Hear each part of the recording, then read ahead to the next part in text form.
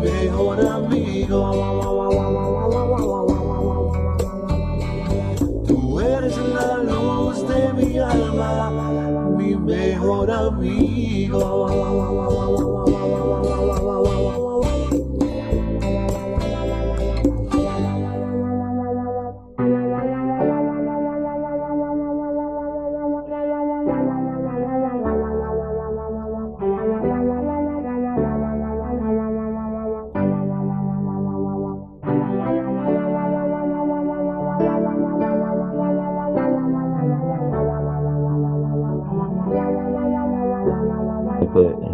Texto antiguo, cuál es el significado, qué significa para ustedes y para mí, si hoy viviésemos en Israel o en cualquier otro lado del mundo. Bueno, de hecho vivimos en cualquier otro lado del mundo, ¿verdad? Pero ¿cuál es el significado?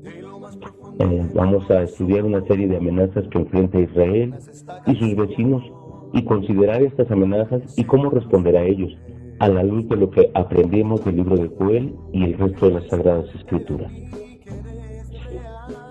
El propósito de la escritura. Judá, la escena para el libro. Es devastada por una gran horda de langostas. Esta invasión de langostas destruye todos los campos de grano, los viñedos, los jardines y los árboles. Joel describe simbólicamente a las langostas como la marcha de un ejército humano y ve todo esto como el juicio divino viniendo contra la nación por sus pecados. El libro se destaca por dos grandes eventos. Uno es la invasión de la langosta y el otro el derramamiento del Espíritu. El cumplimiento inicia de estos es citado por Pedro en Hechos 2, habiendo tenido lugar en Pentecostés. Y bueno, a mí me gusta siempre ver todas las citas y veamos qué dice en el libro de Hechos. Permítanme un momento. Hechos 2:2.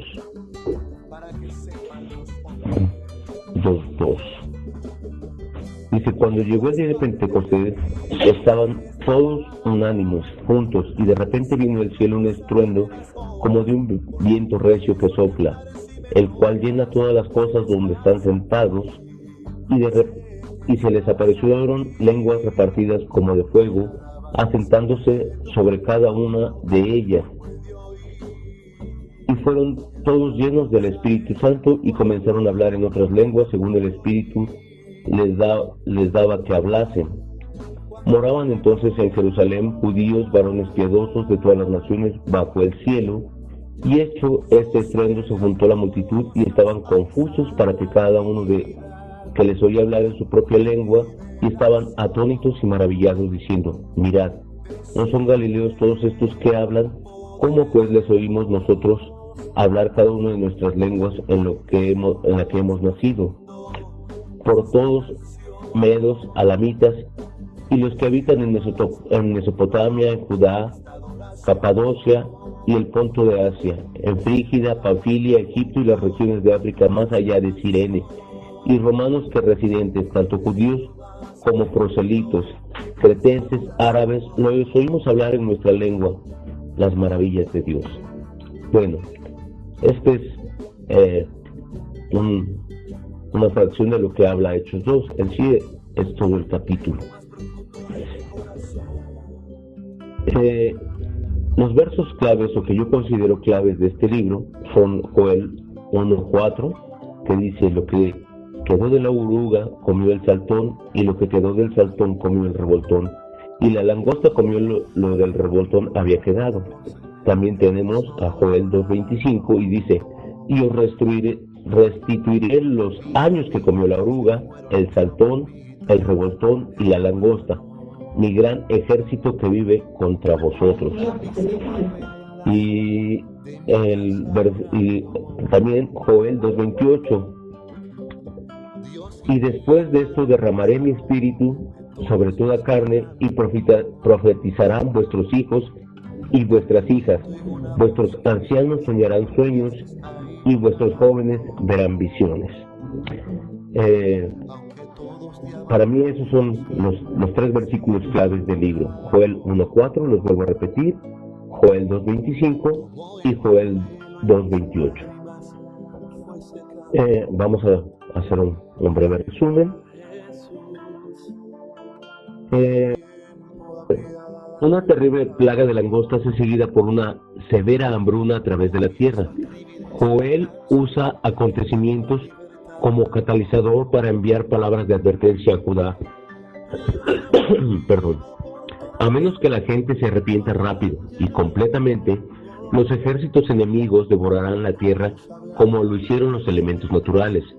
Joel exhorta a todo el pueblo y a los sacerdotes de la tierra a ayunar y humillarse mientras buscan el perdón de Dios. Si ellos respondieron, había renovadas bendiciones materiales y espirituales para la nación, pero el día del Señor se acerca en ese tiempo. Las temidas langostas aparecerán como mosquitos en comparación mientras todas las naciones reciben su juicio.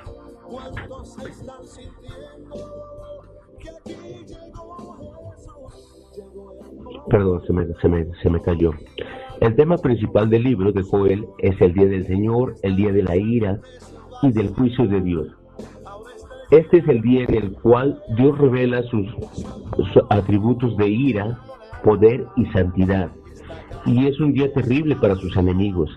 En el primer capítulo, el día del Señor es experimentado históricamente por la plaga de la langosta sobre la tierra.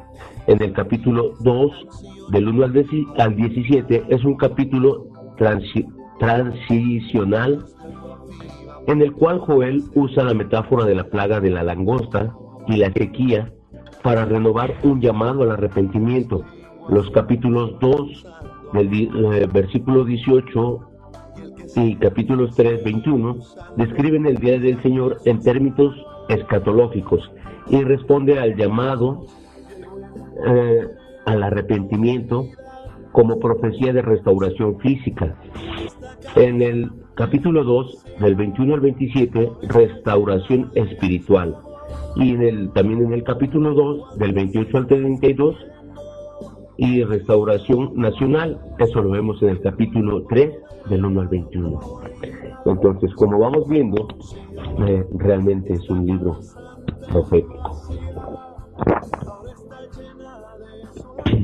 Las referencias proféticas, siempre que en el Antiguo Testamento se habla del juicio por el pecado, ya sea un pecado individual o nacional, se profetiza el advenimiento de Jesucristo.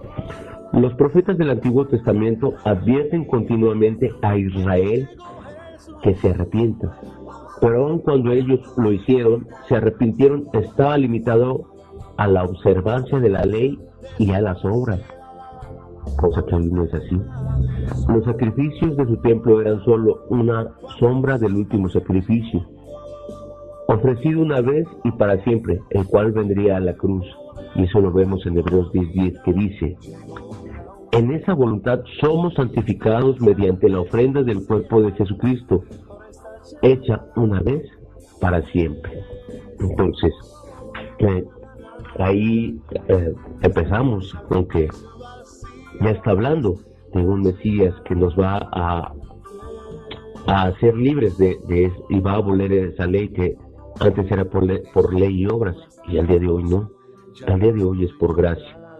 Y eso lo tenemos gracias a ese sacrificio que hizo nuestro Señor Jesucristo.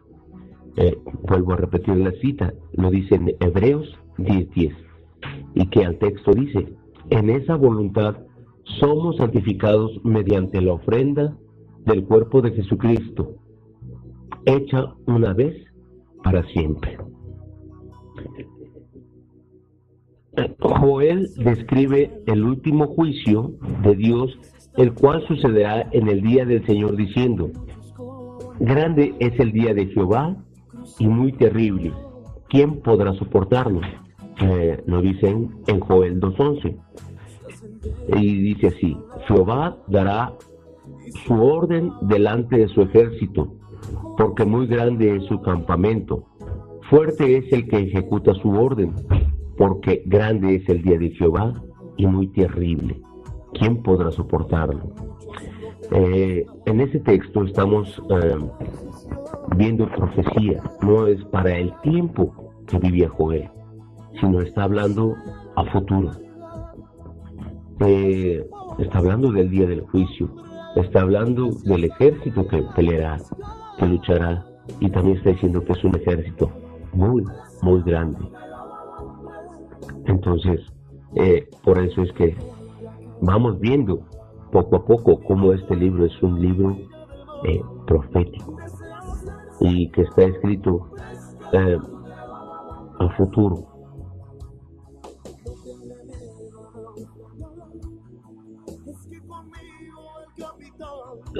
Perdón, se me cayó.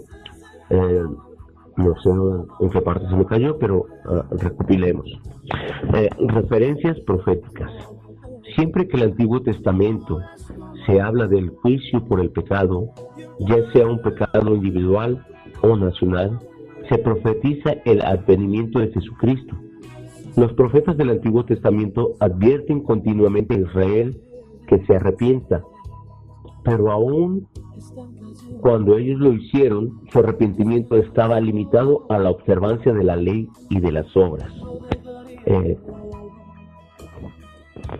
Todos sabemos que conforme a la ley y las obras, finalmente nadie era salvo.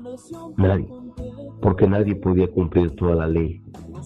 Y las obras que hacíamos eran vanas. Los sacrificios de su templo eran solo una sombra del último sacrificio, ofrecido una vez y para siempre, el cual vendría a la cruz. Ahí estamos hablando ya del Mesías que había de venir y que iba a ser inmolado.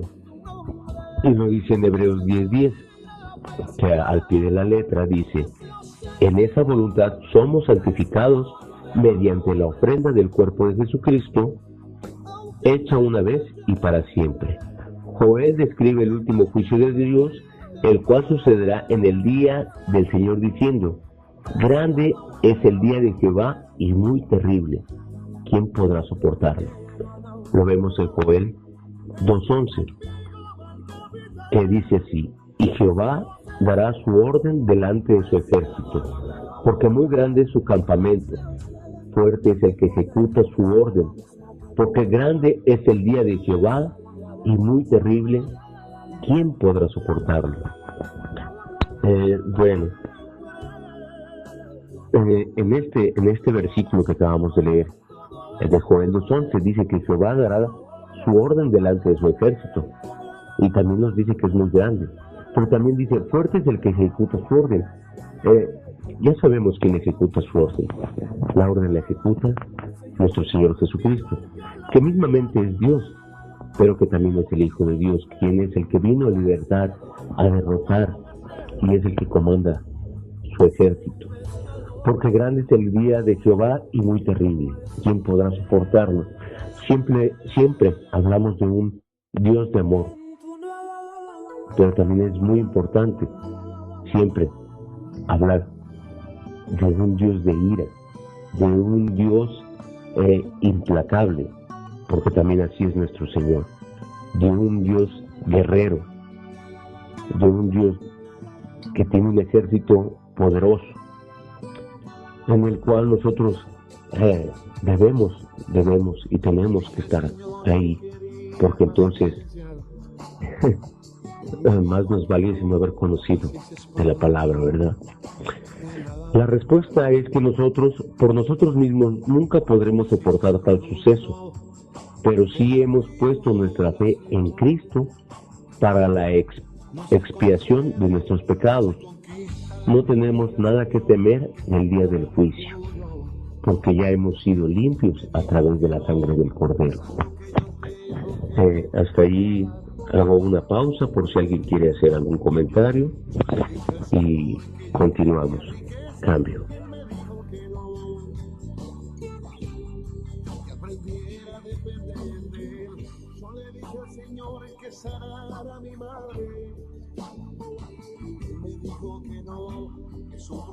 Que tenemos que pasar.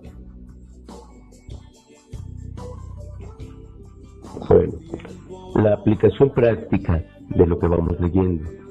Sin arrepentimiento, el juicio será duro, total y seguro. Nuestra confianza no debe estar en nuestras posesiones, sino en el Señor, nuestro Dios. A veces Dios puede usar la naturaleza,